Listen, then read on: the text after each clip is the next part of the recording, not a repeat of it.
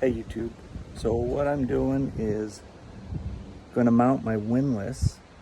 So what I've got is a center line marked out that's directly in line with the bow of the boat. Then I'm going to put the template where the winch is going to sit. About here. Now, because the Double Eagle has this raised mount for the bow roller, I'm going to have to create a little raised piece out of some fiberglass and epoxy to support the winch and make a good mounting surface. Once that's done and cured, then I will cut it out and mount the winch.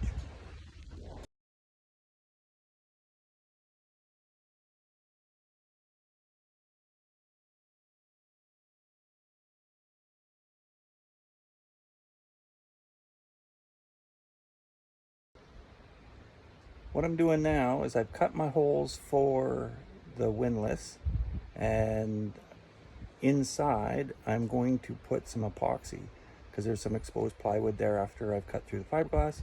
So I'm going to coat that with epoxy, let the wood absorb it, probably do 2 coats, and till it won't absorb anymore. And that way if any water does leak underneath the windlass, it's not going to rot my deck. The wood looks really good for a 40-year-old boat, so I'm super happy. Test fitted the anchor while my dad soaked the anchor line and getting it ready to run. Also mounted the anchor roller and put some extra jewelry on the boat, rod holders and the anchor locker drains. Had to put those in as the Double Eagle never had them from factory.